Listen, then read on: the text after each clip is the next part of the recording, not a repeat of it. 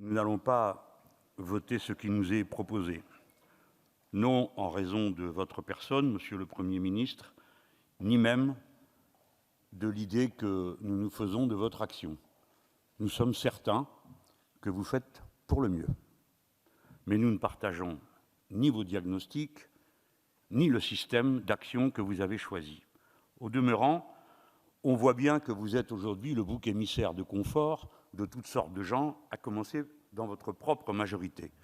Ce n'est pas notre état d'esprit. Notre état d'esprit, c'est de discuter les contenus, les faits, d'une manière rationnelle, car nous croyons que c'est la raison qui peut nous tirer des difficultés dans lesquelles la patrie se trouve.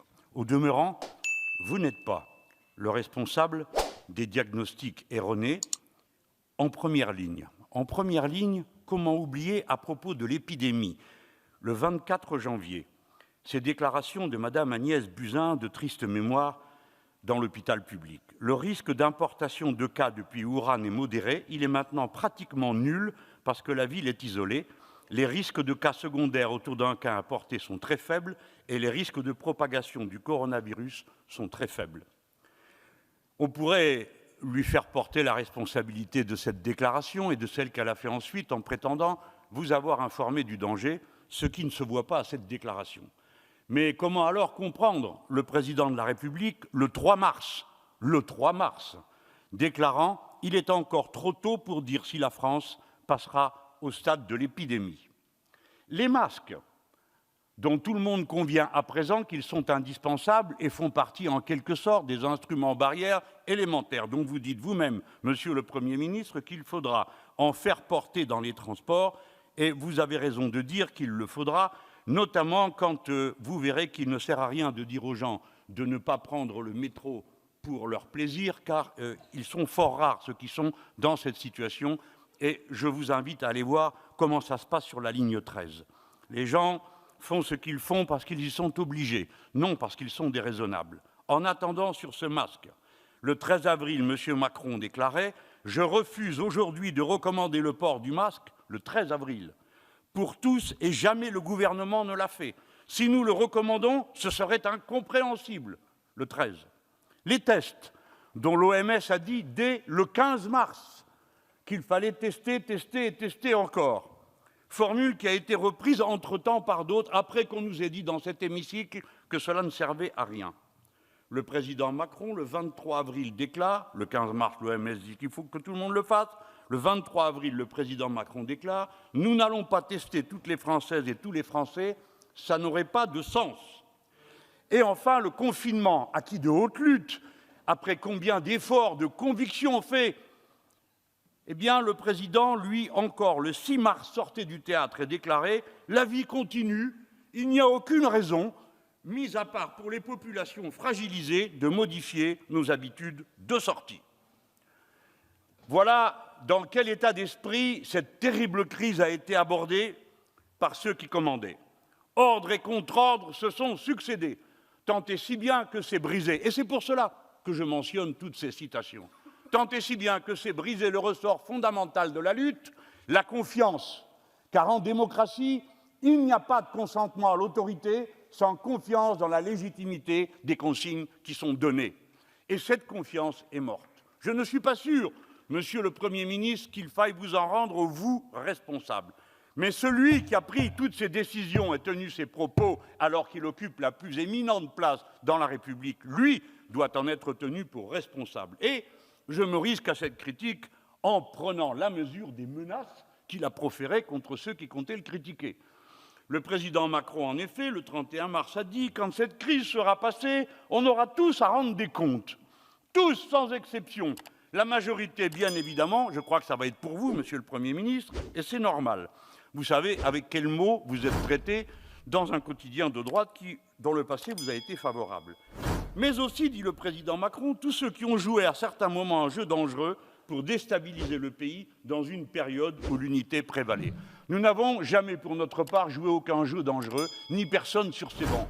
Nous avons juste joué le jeu de la démocratie qui consiste à dire, avec sens des responsabilités et plus de mesures que vous ne le croyez, ce qu'il était nécessaire de dire pour mettre en garde. Et si vous n'y croyez pas, alors vous ne pouvez pas croire un seul jour à la démocratie, parce que l'essence de la démocratie, c'est justement d'entendre des gens qui disent des choses désagréables parce qu'ils ne sont pas de votre avis. À présent, nous voici rendus, après une gestion calamiteuse, à une sortie hasardeuse. Nous avons alerté le 30 mars par une tribune collective de tous les parlementaires insoumis, vous disant il est temps de parler de déconfinement. Certains commentateurs, considérant le peuple français comme une assemblée bruyante de jeunes gens instables, disaient qu'il ne fallait pas prononcer le mot de peur que les gens ne viennent à en conclure qu'ils pouvaient tous sortir de chez eux et partir aller faire la fête, comme si ce peuple n'avait pas fait la démonstration au milieu de tous ces ordres et contre-ordres, au contraire d'une magnifique et terrible discipline dont il faut lui rendre tout l'hommage et toute la grâce, quand bien même tant de fois il aura été montré du doigt par ces mêmes commentateurs.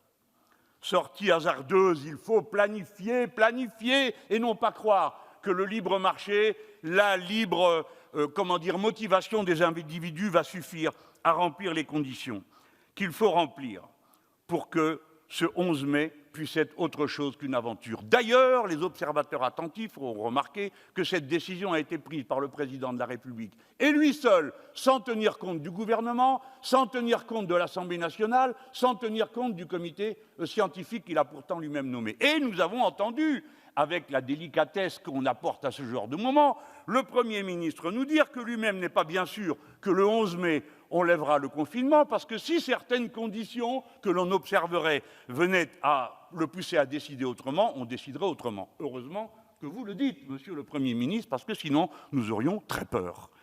Le 11 mai, hélas, il est possible que le déconfinement ne puisse pas se produire, car nous savons depuis le début que le déconfinement est indispensable. Mais encore, comme il est indispensable, faut-il le préparer avec tout le sérieux nécessaire. Voici venu le moment des injonctions odieuses. Vous n'avez pas été précis sur ce point, Monsieur le Premier ministre. Les enfants doivent-ils aller à l'école obligatoire le 11 mai ou bien sur la base du volontariat, comme l'a dit votre ministre de l'Éducation nationale? Parce que ça, c'est anxiogène. Des millions de familles se sont dit « qu'est-ce que je dois faire? Qu'est-ce que je dois faire ?» Voilà ce que les gens viennent de vivre. Comment peut-on demander aux parents d'évaluer le risque d'exposer leurs enfants au danger? C'est odieux. Oui, c'est odieux. Ils ne savent que faire, les braves gens. Et surtout quand leur décision n'est pas libre. Parce qu'on leur dit il faut maintenant retourner au travail. C'est d'ailleurs pour ça qu'on commence par les plus petits, parce qu'ils ne sont pas capables de se surveiller eux-mêmes, alors que les plus grands pourraient le faire. Et pour les enseignants, n'est-ce pas odieux de mettre en balance leur conscience professionnelle, leur attachement aux enfants qu'ils éduquent et leur propre risque, leur évaluation du risque pour eux et pour leur famille. Voilà ce que j'appelle les injonctions odieuses. Et pour les travailleurs qui vont aller sur leur poste de travail sans qu'on leur garantisse qu'ils aient un masque pour se protéger et sans que vous ayez ordonné, comme c'est votre responsabilité de le faire, ordonner, pas suggérer, ordonner que les travailleurs puissent avoir des réunions de collectifs de sûreté sanitaire sur les lieux de travail pour décider de contrôler d'un point de vue sanitaire la production et les conditions de la production. Voilà maintenant ce qu'il faut dire, Monsieur le Premier ministre, et qui fait que je m'étonne qu'autant de gens dans votre propre camp envient votre place. C'est que la deuxième vague de l'épidémie est inéluctable. Le deuxième pic est inéluctable et il sera d'autant plus violent que les conditions n'auront pas été réunies pour réussir la sortie du 11 mai. Il n'y aura ni la quantité de masques suffisante, c'est-à-dire celle qui permet à chaque personne de disposer d'un masque efficace sans qu'il lui en coûte 1 euro, parce qu'il s'agit de sa propre survie. Et que si on trouve 3 milliards pour Air France, on peut en trouver autant pour tous les Français et que leur masque leur soit donné gratuitement, comme on dit. Parce qu'il n'y aura pas la quantité de tests, parce qu'il n'y aura pas la capacité d'hébergement en quarantaine qui nécessiterait des réquisitions dans le système hôtelier, des réquisitions de la totalité de l'industrie textile pour qu'ils produisent les masques dont nous avons besoin, à l'image du Maroc que nous devrions imiter dans ce domaine parce qu'il parvient à cette performance. Oui, le Maroc, c'est très bien, c'est mon pays natal, et je pense qu'il mérite votre admiration. Le plan des Insoumis, nous l'avions préparé, Monsieur le Premier ministre, pour vous le soumettre et en parler avec vous. Il était prévu une discussion le 5 mai. Oh, bien sûr, nous n'avons pas les moyens dont vous disposez, c'est normal, qui sont ceux de l'État. Finalement, il aura fallu le publier alors même que cette rencontre n'est plus possible.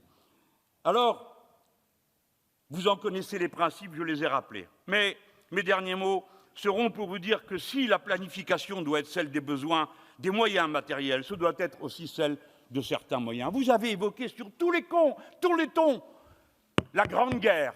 Mais pendant la Grande Guerre, ils ont décidé qu'il y aurait un moratoire des loyers. Faites-le. Pendant la Grande Guerre, ils ont décidé qu'il y aurait un impôt sur les profiteurs de guerre. Faites-le.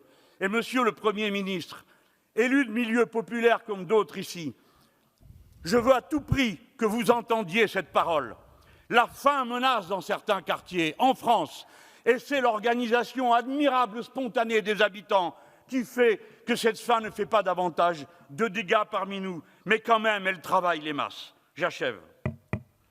Nous vivons un événement global, Monsieur le Premier ministre, au départ un événement écologique, il est devenu un événement biologique, il devient un événement économique, il sera un événement social, maintenant avec des millions de chômeurs, et pour finir, ce sera un événement politique. Nous n'échapperons pas à cet enchaînement, puisque la patrie qui vient de redécouvrir la valeur des mots, j'achève, souveraineté, indépendance, relocalisation, État, service public.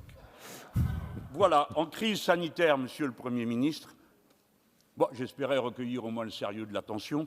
En crise sanitaire, c'est la mobilisation populaire qui est la clé. Comme toujours, le peuple n'est pas le problème, mais la solution. Il faut qu'il ait confiance.